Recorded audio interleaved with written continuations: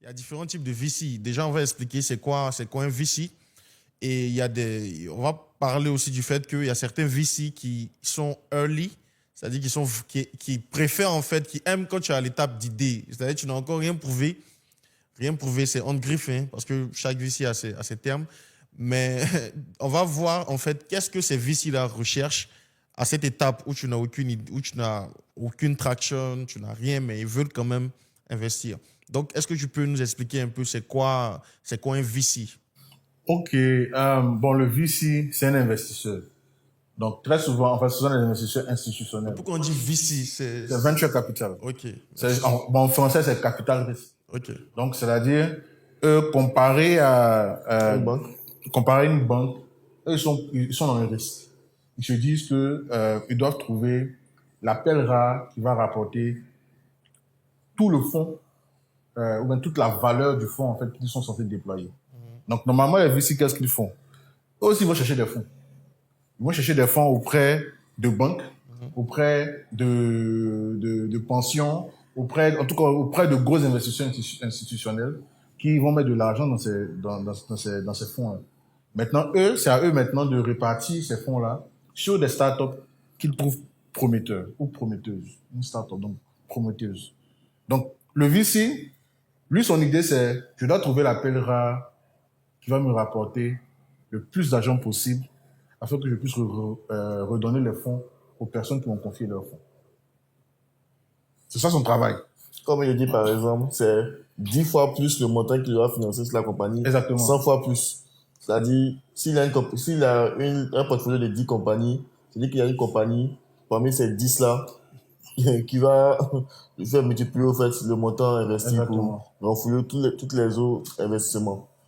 D'accord. Donc, ça signifie qu'un VC, quand il investit dans une startup, il sait pertinemment, malgré tous les chiffres qu'on peut lui montrer, il sait que ça peut marcher comme ne pas marcher. Exactement. C'est ça? Oui, je sais. Donc, s'ils sont vraiment dans le risque, pourquoi est-ce que c'est difficile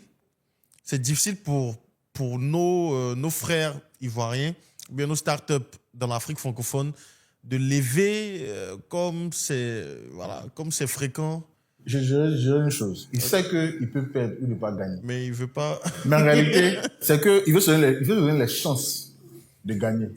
Donc, en réalité, il va regarder ta startup.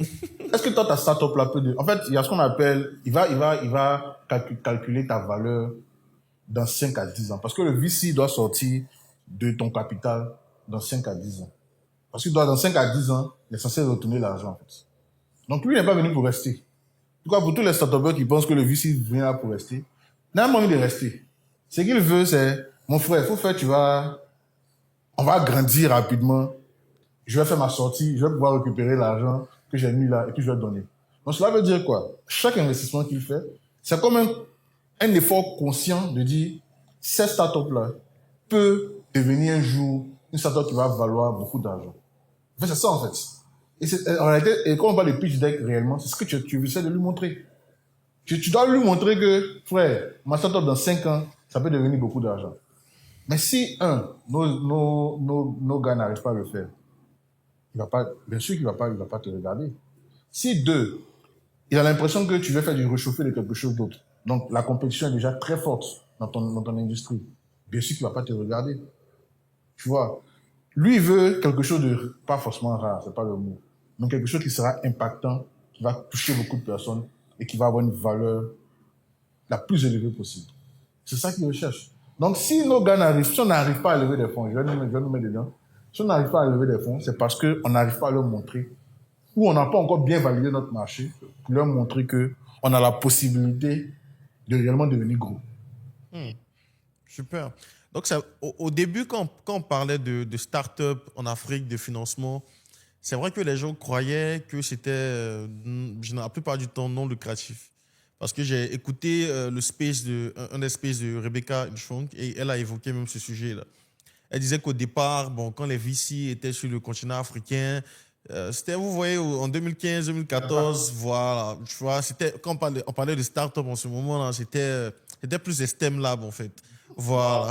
Mais à partir de quel moment les VC ont commencé à se rendre compte que, il y a quand même de l'argent là-dedans aussi.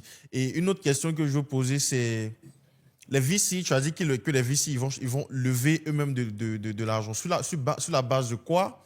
Sur la base de quoi est-ce qu'ils lèvent de l'argent auprès de... Des institutions. Voilà. C'est-à-dire eux-mêmes, comment se fait le process à eux, leur niveau? Et est-ce que les start-upers ne peuvent pas aller directement à la source? Pourquoi passer forcément par un VC? Quelle est la plus-value? Non, le start-up, J'ai posé beaucoup de questions. le start-upper, déjà, tu demandes un petit jeton. OK. Bon, je peux parler bien le Michi, non, il n'y a pas de souci. Non, c'est... La feuille. non. Donc, le start-upper, déjà, ton jeton est déjà petit, mais ce que tu demandes, là, c'est déjà petit. OK. Donc, le problème, c'est que l'investisseur institutionnel te regarde, tu es un peu trop petit pour lui. En termes de combien de conseils mettre, je veux dire, dans un fonds. Tu es un peu trop petit pour lui, déjà. Donc, ce qui fait, et puis encore, ça dépend du type de VC que c'est. Pardon. Si je suis un VC early stage, comme tu en as dit, en précise. Donc, le VC en précise, c'est celui qui va investir un peu, comme tu as dit, à l'étape d'idée, ou bien tu n'as pas encore tu as peut-être validé ton marché, mais tu n'as pas encore de revenus. Et valider son marché, on peut le faire de différentes manières. On va sûrement en parler beaucoup. Mais tu as validé ton marché, mais tu n'as pas encore de revenus. Le VC te regarde et se dit, la validation de ton marché montre qu'il y a du potentiel. Donc, ce potentiel, il est prêt à mettre de l'argent là-dedans. Mais très souvent, ces précises-là, au départ, ils ne lèvent pas beaucoup de fonds. S'ils ont trop levé, c'est peut-être 5 millions de dollars, 10 millions de dollars. Quand ils vont lever ça comme ça, ils vont lever ça auprès de qui? Les mêmes business angels, déjà. Ce qu'on appelle les high net worth individuals. Donc, les gens qui sont fortunés, ils vont aller vers eux. Et le truc, c'est, eux, ils ont la crédibilité. Déjà, est-ce que toi, en tant que start-up, tu as la crédibilité? Si tu arrives à créer cette crédibilité-là, par exemple, je prends le cas de nos champions, Jamo, quand tu as Hassan et Régis, ils ont la crédibilité. Ce sont des personnes qui peuvent aller vers les personnes fortunées, leur dire, voilà ma prochaine idée, donne-moi l'argent pour le faire. Parce qu'ils ont la crédibilité. Est-ce que nos start-upers déjà ont la crédibilité? C'est ça le problème. 2, je l'ai dit tout à l'heure, les fonds que tu demandes ne sont pas assez. Pour certaines de ces personnes-là, pour certaines de ces institutions-là. Parce qu'elles vont dealer dans les 1 million de dollars. 1 million de dollars, c'est quoi? 500 millions de francs CFA. On est à 500 millions de francs CFA dans les, comment je vais dire ça? Dans les milliards et tout. Donc, déjà, ces personnes qui vont regarder à qui je donne mon argent. Donc, déjà, même la personne qui vient avec le fonds de VC, c'est une personne aussi qui est crédible, qui a fait beaucoup de choses, qui a beaucoup d'expérience. C'est que malheureusement, très souvent, nos startups n'ont pas. Ou bien nos startupers n'ont pas. Donc, le gars, tu parlais de process tout à l'heure. Bien sûr, il va aller vers tous ces investisseurs-là. Et puis, il va leur pitcher une thèse. Et la thèse, c'est, voilà ce que moi j'ai vu sur le marché. Voilà, je pense, voilà où le marché s'en va. Et je pense que voilà les types de founders dans lesquels on peut investir. Ou bien dans telle région on peut investir. Ou bien dans tel secteur on peut investir. Donc ils vont construire leur thèse autour de ça. Soit autour des founders. C'est pour ça qu'on a comment je vais dire ça? Des VC qui sont purement female, c'est-à-dire purement on vise que les femmes. On a des VC qui sont purement sectoriels. Donc ils vont pas dire moi c'est blockchain, mais c'est fintech, mais c'est quoi, tu vois. Et puis on a des VC qui sont purement régionaux. Ils vont dire nous parce qu'on a vu tant, on va investir dans tous les secteurs, mais on va investir par exemple qu'en Afrique de l'Ouest. Tu vois. Donc ils vont pitcher cette thèse là.